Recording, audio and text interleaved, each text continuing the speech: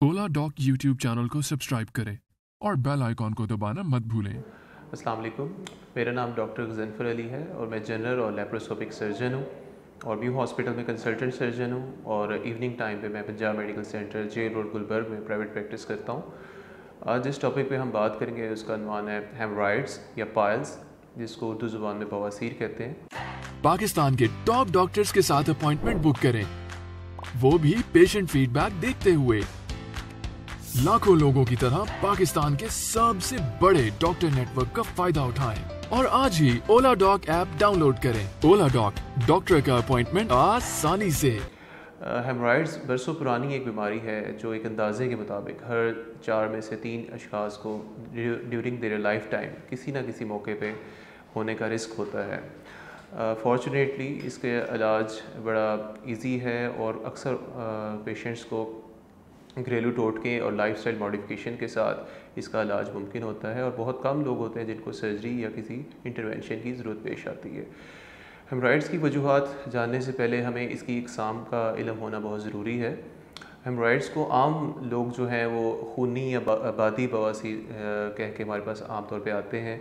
जो आम टर्म में खूनी बवासीर ऐसी होती है जिसमें खून आ रहा होता है पखाने वाली जगह से, और बादी बवासीर ऐसी होती है जिसमें खून नहीं आ रहा होता।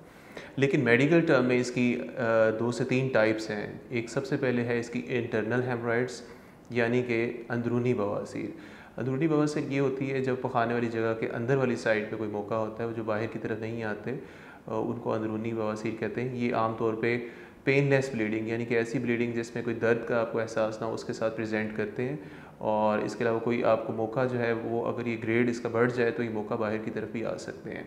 दूसरी जो किस्म है उसको एक्सटर्नल हेमरॉइड कहते हैं, यानी कि ऐसी किस्म जिसके अंदर जो मौके हैं वो पखाने वाली जगह से बाहर की तरफ होते हैं और जिल्द वाली साइड पे होते हैं, तो उसे एक्सटर्नल हेमरॉइड कहते हैं। इसके अंदर ज़्यादातर चुभन का एहसास या कोई आपको कोई ऐसे महसूस होना, पखाने वाली जगह के बाहर किसी चीज़ का महसूस होना या दर्द का एहसास, इन चीज़ों से ये प्रेजेंट करती है। तीसरी जो किस्म है उसको थ्रोम्बोज्ड हेमरॉइड्स कहते हैं। थ्रोम्बोज्ड हेमरॉइड्स ऐसी एक टर्म है कि जिसमें कोई ब्लड का लौथरा या क्लॉट जब आके फंस जाता है एक्सटर्नल हेमरॉइड में, तो बहुत ज़्यादा पेनफुल कंडीशन के साथ वो प्रेजेंट करता है, तो कभी कभी इसको इमरजेंसी के तौर पे भी ट्रीट करना पड़ सकता है। अब हम हेमरॉइड्स के कॉजेज़ की तरफ आते हैं, यानी कि बवासीर की वजूहात। बवासीर की वजूहात में सबसे पहले पखाना करते वक्त ज़्यादा ज़ोर का लगाना और पखाना करते वक्त ज़्यादा देर टॉयलेट के ऊपर बैठना, मुसलसल लंबी खांसी का या कब्ज़ का रहना और मोटापे का होना, या ख़वातीन को हमल के दौरान बवासीर का चांस होता है, और खाने में लो फाइबर डाइट का इस्तेमाल करना, या कुछ यंग जनरेशन जो है वो वेट लिफ्टिंग करती है, उसके अंदर भी वेट लिफ्टिंग के साथ भी इसका रिस्क होता है, या किसी आपकी ऑक्यूपेशन के अंदर, अब ऐसा ऑक्यूपेशन है जिसमें आप ज़्यादा देर बैठे रहते हैं, तब भी आपको बवासीर का होने का चांस होता है। बवासीर से बचाव के मुख्तलिफ तरीके हैं, जिसमें सबसे पहले आपको खाने में ज़्यादा से ज़्यादा सब्ज़ियों का इस्तेमाल और फलों का इस्तेमाल करना चाहिए और फाइबर डाइट का इस्तेमाल करना चाहिए, और आपको पानी भी ज़्यादा से ज़्यादा पीना चाहिए। कम से कम 6 से 8 गिलास आपको पानी का दिन के अंदर इस्तेमाल करना चाहिए। अगर आप वॉशरूम जाएँ तो आपको वॉशरूम में ज़्यादा देर बैठना नहीं चाहिए और ज़्यादा देर ज़ोर नहीं लगाना चाहिए। और इसके अलावा अगर आपको वॉशरूम आ रहा है तो आपको उसको रोकना नहीं है, आपको उसी टाइम वॉशरूम के अंदर जाना है, ज़्यादा देर उसको कंट्रोल नहीं करना, और ज़्यादा देर आपने बैठने से भी इज्तनाब करना है। अब बाकी अपनी ऑक्यूपेशन के अंदर अगर आप किसी ऑफिस वर्क में हैं तो आपको मामूल बनानी चाहिए, हर 1 आध घंटे के बाद आपको थोड़ा सा वॉकिंग स्टेप्स लेने चाहिए और थोड़ा सा वॉक करनी चाहिए। तो बवासीर के इलाज के लिए आपको डॉक्टर के पास कब आना चाहिए, यानी कि आपको डॉक्टर से कब अपॉइंटमेंट लेनी चाहिए, उसके लिए ये है कि अगर आपको पखाने में खून का आना रुक नहीं रहा, मुसलसल 1 से 2 हफ्ते हो गए और आपको पखाने में से खून आना नहीं रुक रहा, और आप घरेलू एहतियात भी कर रहे हैं, इसके लिए आप हर किस्म का घरेलू टोटका इस्तेमाल कर रहे हैं, लेकिन इसके बावजूद भी आपको पखाने से खून नहीं रुक रहा या ज़्यादा दर्द हो रही है, तब आपको डॉक्टर से रजू करना चाहिए। और ये आपको सोचना चाहिए कि पखाने में से खून आना ये सिर्फ बवासीर की वजह से नहीं हो सकता, इसकी कहीं और भी वजूहात हो सकती हैं, जिसमें खुदा न खास्ता बड़ी आंत का कैंसर भी हो सकता है। तो इसलिए ये आपने ज़रूर, अगर आपको पखाने वाली जगह से खून आ रहा है और कुछ अरसा हो गया है, इसको 1 आध हफ़्ता हो गया, ये आपके घरेलू टोटकों से और आपकी डाइट चेंजेस से ये चीज़ कंट्रोल नहीं हो रही, तब आपको डॉक्टर से ज़रूर रजू करना चाहिए। बवासीर की जो तशख़ीस है वो जो डॉक्टर हैं अपने क्लिनिक में करते हैं, जिसमें सबसे पहले आपसे हिस्ट्री में आपसे मुख्तलिफ सवालात पूछे जाते हैं और उसके बाद मुआयना का टाइम आता है।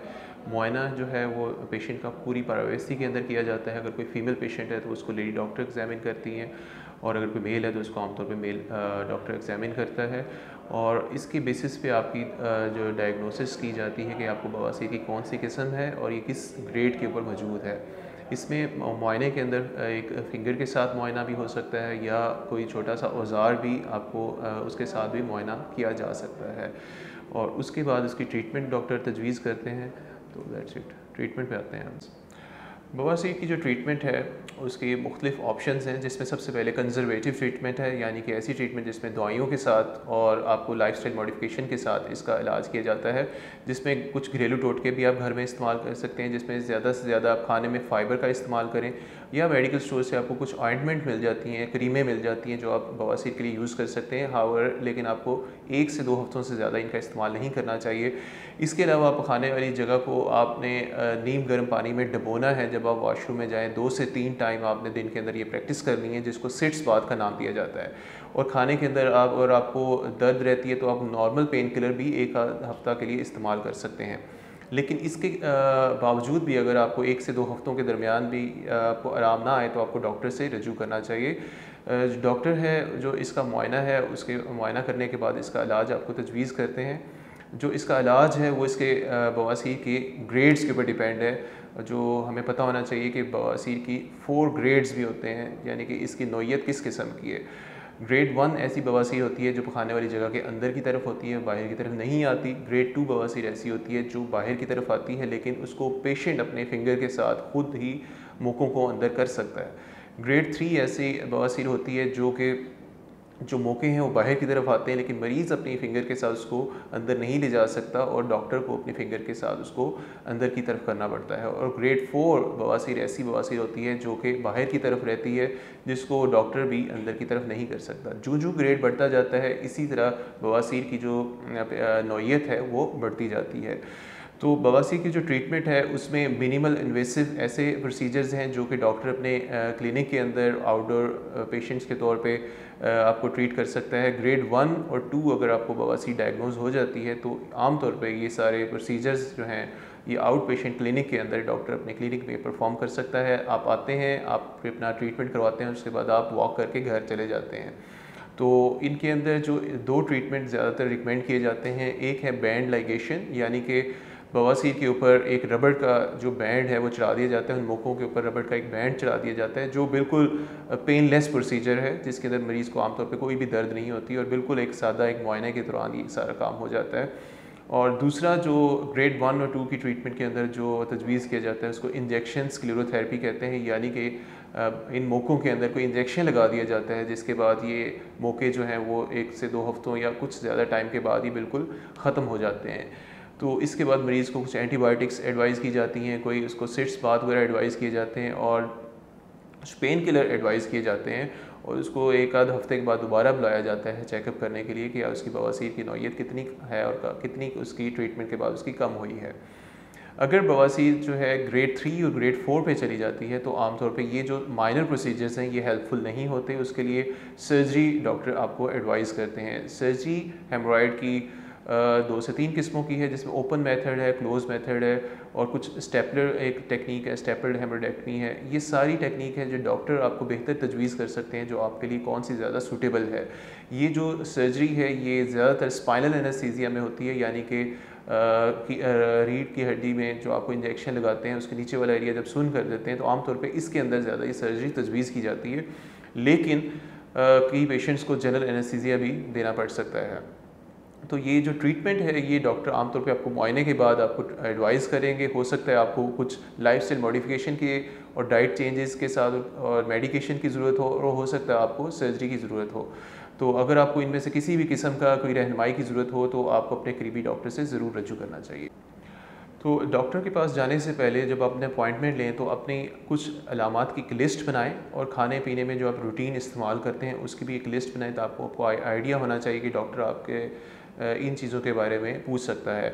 इसके अलावा जो आप अद्वियात का इस्तेमाल कर रहे हैं वो भी आपको ज़रूर अपनी याद रखनी चाहिए। और अगर आपको कोई भी किसी किस्म की और मेडिकल डिसऑर्डर है, यानी कि डायबिटीज़ है, ब्लड प्रेशर है, कोई भी ऐसा है, तो ये डॉक्टर के साथ सारा डिस्कस करें। डॉक्टर से दौरान डिस्कशन आपको कुछ सवालात ज़रूर पूछें, जिसमें सबसे पहले आपको डॉक्टर से ये डिस्कस करना चाहिए कि मेरी जो अलामात हैं इनकी वजह क्या बवासीर है या कोई और वजह है। क्योंकि अक्सर औक़ात कई लोग इनको बवासीर कह रहे होते हैं लेकिन उनको कुछ और डिसऑर्डर होते हैं। तो उसमें जस्ट लाइक एनल फिशर, एक पखाने वाली जगह पे एक चीरा होता है, वो कई लोग इससे कंफ्यूज कर रहे होते हैं। तो इसके अलावा दूसरा आपको क्वेश्चन होना चाहिए कि जो ये मेरी अलामात हैं ये वक्ती हैं या ये मुसलसल हैं, और अगर मुझे ये सारी बवासीर डायग्नोज हो गई है तो मुझे कोई पेचीदगी तो नहीं इसकी हो रही, और अगर आप बवासीर इसको डायग्नोज कर रहे हैं तो आप मुझे कौन सी इसकी ट्रीटमेंट ऑफ़र कर रहे हैं, और अगर मुझे सर्जरी की ज़रूरत है या नहीं, ये आपने ज़रूर डॉक्टर से पूछना है कि या मेरी ये जो बवासीर है ये विद मेडिकेशन के साथ या एहतियात के साथ ही हल हो सकती है, या मुझे किसी सर्जरी की तरफ फ्यूचर के अंदर इसको जाना पड़ सकता है। और अगर आपको सर्जरी डॉक्टर एडवाइस करता है तो आपको सर्जरी के लिए डॉक्टर से ये पूछना ज़रूर चाहिए कि मुझे बेहोशी आप कौन सी देंगे, क्योंकि आपको अगर कोई मेडिकल डिसऑर्डर है वो भी डिस्कस करें, और बेहोशी के बारे में अपने बेहोशी वाले डॉक्टर से भी सारा डिस्कस करें। तो अगर आपको इनमें से कोई भी क्वेश्चन हो, अपना कोई भी आपको क्यूरी हो, तो अपना ज़रूर करीबी डॉक्टर से, सर्जन जो जनरल सर्जन है उनसे ज़रूर डिस्कस करें। बहुत बहुत शुक्रिया। अल्लाह ताला आपको हर किस्म के मुज़ी और गैर मुज़ी अमराज से महफूज रखे। आमीन। जज़ाकल्लाह।